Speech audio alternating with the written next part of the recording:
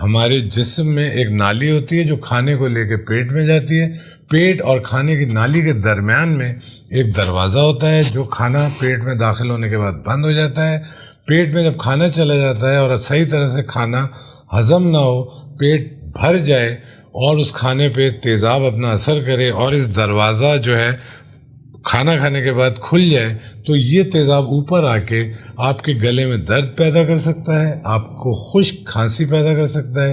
Even آپ کے اگر سانس کی نالی میں جائے گا، جس کو لیرنگو فیرنجل ریفلکس بھی کہتے ہیں، لیرنجو فیرنجل ریفلکس ڈیزیز کی وجہ سے آپ کی آواز بھی خراب ہو سکتی ہے.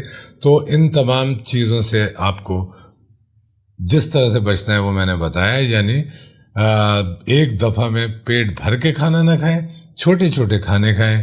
رات کو کھانا کھانے کے بعد 3 گھنٹے کے بعد آپ بستر پہ لیٹیں. رات کو بہت زیادہ ہیوی چکنی چیزیں، مرچیں، تلی ہوئی چیزیں نہیں کھائیں. اپنی لائف میں انگزائٹی اور اسٹریس کو کم سے کم کریں. نیند پوری کریں. سگریٹ اسموکنگ سے دور رہیں.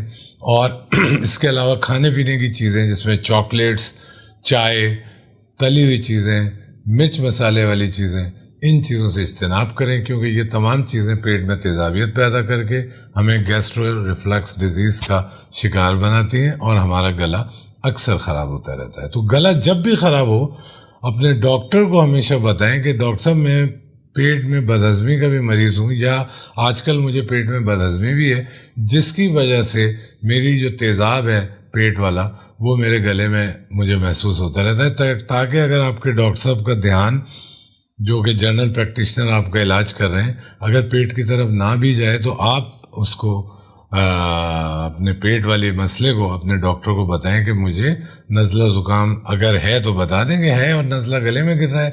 اگر نزلہ زکام نہیں ہے تو آپ ڈاکٹر کو ضرور بتائیں کہ آپ بدہضمی کا شکار ہیں. اور یاد رکھیے کہ پیٹ کی خرابیاں، بدہضمی، تیزابیت، یہ سب چیزیں ہمارے گلے کی خرابی کا ایک بہت اہم وجہ ہے، اور ان کو ہمیں ہمیشہ کوشش کرنی چاہیے کہ ان سے ہم دور رہیں اور اپنی اس پیٹ کے مرض کو یا پیٹ کی پرابلمز کو صحیح رکھنے کی کوشش کریں، تاکہ ہمارا گلا محفوظ رہے، اس میں بار بار درد نہ ہو، ہمیں خشک کھانسی، آواز کی تبدیلی اور گلے میں ایسا محسوس ہونا جیسے کوئی چیز پھنسی ہوئی ہے، یہ تمام چیزیں نہ